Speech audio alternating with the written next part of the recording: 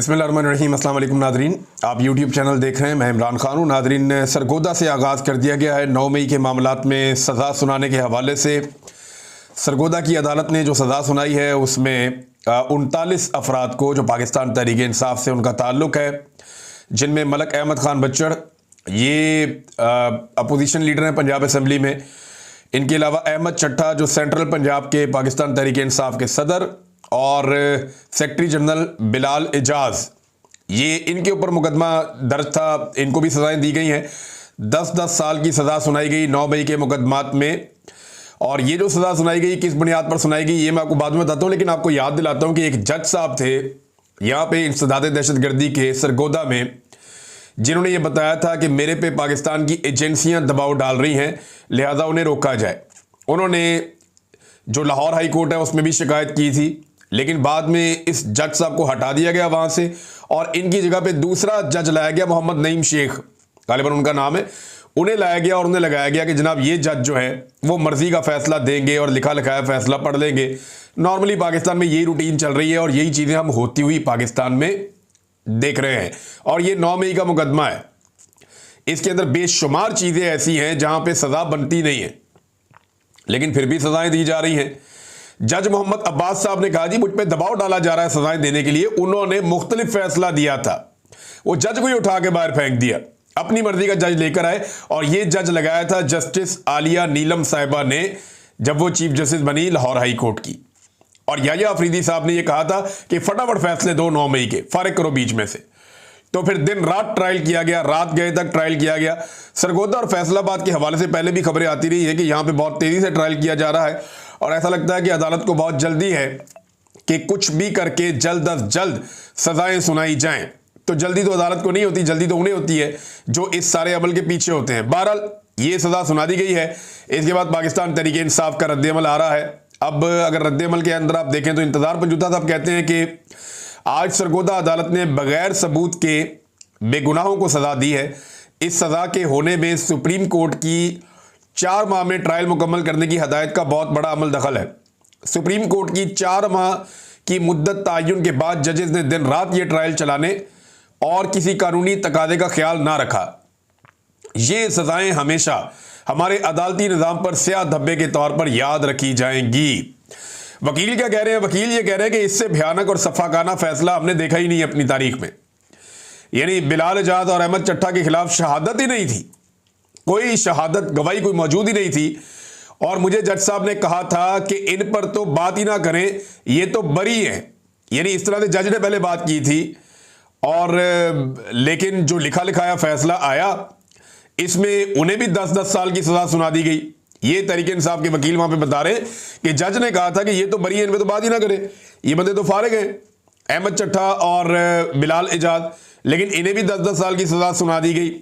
तो अब सजाएं सुनाने के बाद पाकिस्तान तहरीक इंसाफ के एमएनएस भी फारिग करवाए जाएंगे, एमपीएस भी, और उनकी जगह पे दोबारा इलेक्शन करवा के अपने बंदे लाए जाएंगे।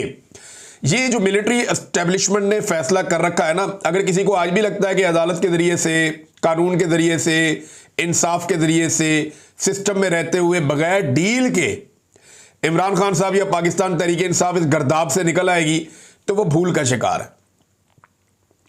या तो इमरान खान साहब को डील करनी पड़ेगी या फिर अवाम को सड़कों पे फैसला करना पड़ेगा इस निजाम के साथ। या तो इनसे 2-2 हाथ करने पड़ेंगे या इनके सामने हाथ जोड़ने पड़ेंगे। दूसरा कोई ऑप्शन नहीं है कि आप कानून और इंसाफ के जरिए से इस मामले से निकल आए, क्योंकि पाकिस्तान की मिलिट्री एस्टेब्लिशमेंट ने यह तय कर रखा है कि उन्होंने हर हाल में कुचलने की अपनी पॉलिसी को जारी रखना है। जमहूरियत गई भाड़ में, इंसाफ गया भाड़ में, वो किसी चीज में नहीं मानते भाई। वो ये कहते हैं कि जैसे हमारा दिल कर रहा है हम उसी तरह निजाम को चलाएंगे। अब तहरीक इंसाफ ने वैसे तो परखचे उड़ा दिए थे 9 मई के मुकदमात के हवाले से। यहां पे बहुत सारे लोगों ने बड़े लंबे लंबे थ्रेड्स लिखे हैं और उन्होंने बताया है कि किस तरीके से ये मुकदमा झूठे हैं और अदालत के अंदर कौन कौन सी चीजें साबित हुई, लेकिन इसके बावजूद अदालतें पड़े पड़े फैसले सुनाई जा रही हैं। अदर मशवानी साहब ने, पाकिस्तान तहरीक इंसाफ का जो सोशल मीडिया है, उन्होंने ये मामला उठाया और एक तफसीली पैगाम जारी किया। और सोशल मीडिया का ये पोर्शन है ना नादरीन, ये सुनने वाला, इसको एक दफा आप सुनेंगे तो आपको आइडिया हो जाएगा कि पाकिस्तान तहरीक इंसाफ के खिलाफ 9 मई एक बहाना था। एक्चुअली पाकिस्तान तहरीक इंसाफ और इमरान खान को निशाना बनाना था। सिंपल ये है। और 9 मई के बहाने जिस तरह एक सियासी जमात को कुचला गया है, इसकी माजी में कोई मिसाल नहीं मिलती। अब अगर आप देखें तो 9 मई में कौन सी ऐसी चीज़ें हैं जो, या 9 मई से जुड़े ऐसे कौन से मुकदमात के अंदर पहलू हैं जिनकी बुनियाद पर सजा तो बनती नहीं थी। ये वो चीज़ें जो पीटीआई निकाल कर लाई है, और इसमें बेशुमार और चीज़ें भी शामिल की जा सकती हैं। लेकिन ये देखें आप, जिस साजिश पर इमरान खान समेत क़यादत की जमानतें खारिज की गई, वो साजिश FIR में सिरे से दर्ज ही नहीं है। पुलिस गवाहों ने अदालत में तस्लीम किया कि साजिश का जिक्र बाद में खुद साख्ता तौर पर बयानात में शामिल किया गया है। यानी इन्होंने जाके पहले साजिश सुन ली। भाई तुमने सुन ली है तो पहले तो साजिश शामिल करो ना उसके अंदर, FIR में है ही नहीं। FIR 10 मई की सुबह 3:20 पर दर्ज हुई, जबकि शिकायत 10:30 को मौसूल हुई। यानी 7 घंटे 10 मिनट के बाद, यानी तकरीबन 7 घंटे के बाद दरखास्त आती है, 7 घंटे पहले FIR हो जाती है। ये दुनिया में कभी कहीं आपने सुना है कि दरखास्त बाद में आए और FIR पहले हो जाए? ये कैलेबरी फॉन्ट में हुआ था कि इनकी डीड पहले लिखी गई थी और वो फॉन्ट बाद में ईजाद हुआ था। ये वही वाली कहानी यहां पे हो गई जो कैलेबरी में हुई थी कि FIR होती है सुबह 3:20 पे, और जो दरखास्त आती है वो सुबह आती है 10:30 पे, 7 घंटे 10 मिनट के बाद। FIR में 5 जख्मी एहलकारों के बारे में बताया गया, जबकि अदालत में सिर्फ 3 एहलकारों के मेडिकल लीगल सर्टिफिकेट पेश किए गए कि ये जख्मी थे, और वो भी जाली निकले क्योंकि डॉक्टर ने बता दिया अदालत में कि पुलिस वालों ने कोई जख्म नहीं दिखाए, सिर्फ ज़बानी बताया था, तो हमने बना दिया जो कहा गया। इन्वेस्टिगेशन ऑफिसर ने तस्लीम किया कि जाए वकूआ का कभी उसने दौरा ही नहीं किया। ये नाज़रीन इतना बड़ा मामला है कि इसमें तो सजा कभी हो ही नहीं सकती। जो स्टार गवाह थे हसाम अफजल और मोहम्मद खालिद, इन्होंने दावा किया कि वो छुपकर तहरीक इंसाफ की टॉप लीडरशिप की मीटिंग में घुसे और मेज और सोफे के नीचे छुपकर उन्होंने साजिश सुनी। मेज के नीचे कैसे छुप सकते हैं, सोफे के नीचे कैसे छुप सकते हैं, हैरत होती है मुझे। इस साजिशी मीटिंग में शुरका की तादाद हर शहर में इन लोगों ने अलग बताई। लाहौर में बताई 15, गुजरावाला में बताई 58, सरगोदा में बताई 14 और फैसलाबाद में बताई 44। यानी हर केस की जमानत के मुताबिक झूठ घड़ा गया। यानी आप अंदाजा करें कि एक ही बयान है, हर जगह जाके बंदों की तादाद बदल जाती है। लाहौर में कोई और है, गुजरावाला में कोई और है, सरगोदा में कोई और है, फैसलाबाद में कोई और है। हर शहर के अंदर जो है वो तादाद ही बदल देते हैं। और वो जो इमरान खान साहब का कमरा है ना, वहाँ 14-15 मैक्सिमम 20 बंदे आ सकते हैं। ये 44 और 58 वाला फिगर कहाँ से आ गया, तो समझ से बाहर है।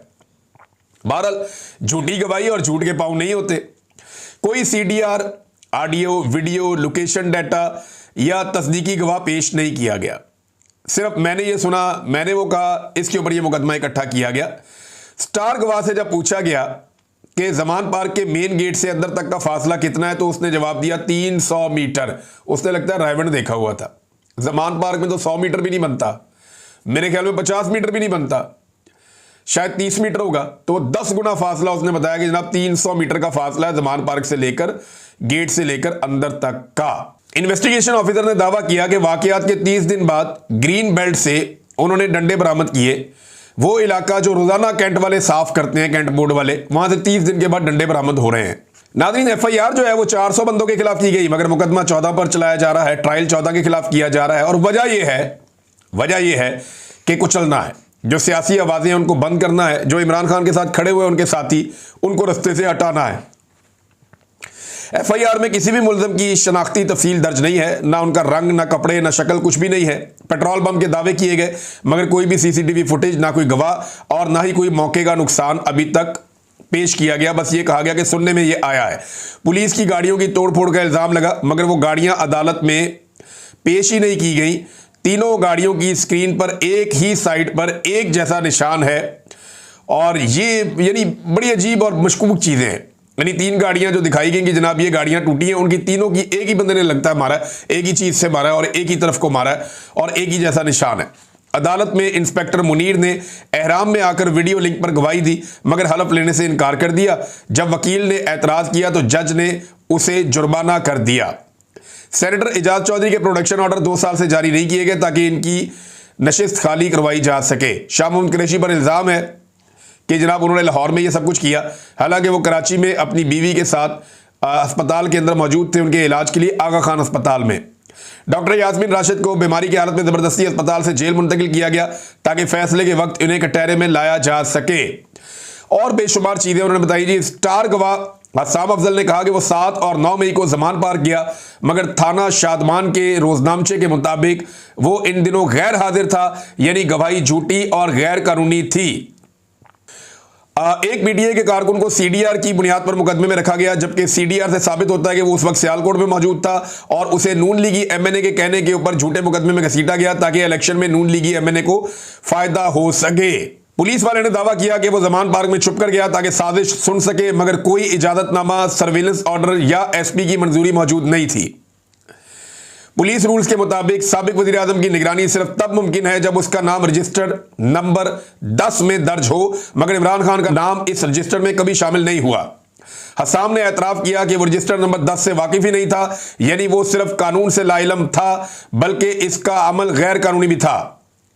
फेयर ट्रायल एक्ट 2013 के तहत सिर्फ DGISI निगरानी का हुक्म दे सकता है, कोई ऐसी मंजूरी, वारंट या अहकामात अदालत में पेश ही नहीं किए गए। हसाम ने कहा कि वहां 40 से 50 पुलिस एहलकार मौजूद थे, मगर उनमें से किसी एक ने भी उसकी वहां मौजूदगी की गवाही नहीं दी। खालिद नबी गवाह ने एतराफ किया कि उस दिन फोन उसके साथ नहीं था, यानी साजिश सुनकर भी कोई रिकॉर्डिंग, तस्वीर या शवाहिद उसके पास मौजूद नहीं है। उसने किसी ऑफिसर को रिपोर्ट नहीं किया, ना ही अपने SHO को, और ना ही रोजनामचे में कुछ लिखा। यह सारा केस झूठ की बुनियाद पे घड़ा गया है। ये सारे गवाह बाद में बनाए गए हैं, ये सब कुछ बाद में किया गया, और ये पाकिस्तान की मिलिट्री एस्टेब्लिशमेंट ने एक डिजाइन के तहत किया है कि एक पॉलिटिकल पार्टी को मुकम्मल तौर पे किसी तरह वो कुचल दें, और इसी रास्ते पे वो चल रहे हैं। नाज़रीन, 9 मई के मुकदमात में अब लाहौर में भी सजा सुनाने की तैयारी है और कोशिश की जाएगी कि लाहौर में भी सजाएं सुनाई जाएं। ये उसके हवाले से कुछ डाटा मैंने आपके साथ अभी शेयर भी किया है।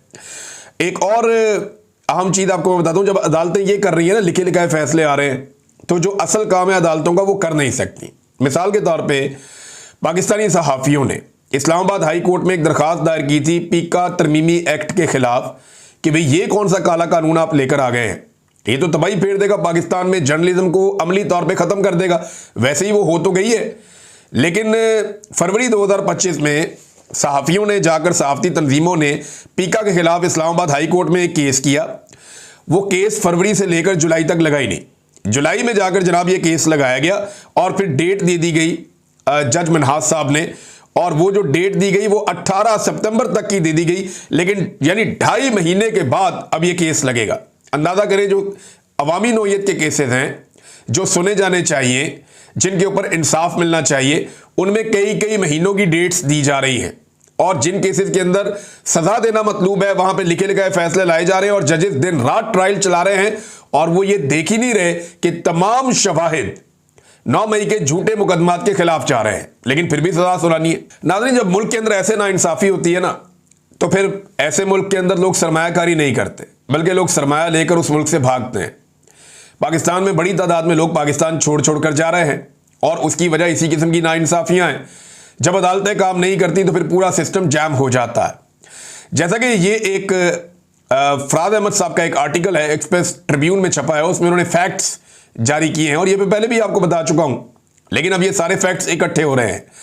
गुज़िश्ता 3 सालों में 2 दर्जन से ज़ायद मल्टीनेशनल कंपनियों ने या तो पाकिस्तान से अपना कारोबार बिल्कुल ख़त्म कर दिया या फिर अपने ऑपरेशंस बड़े पैमाने पर रोक दिए हैं।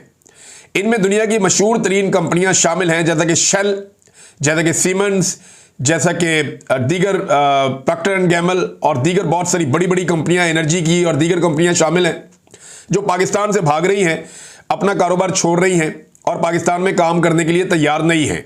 जो काम करने वाले हैं वो पाकिस्तान से भाग रहे हैं, और जो काम नहीं करने वाले उन्हें लाकर इक़्तिदार में बिठाया हुआ है। यानी आप जाली इक़्तिदार वालों का आप चक्कर चेक करें कि जहां इनको थोड़ी सी खाली जगह मिलती है, ये अपनी तख्ती वहां पे ठोक देते हैं।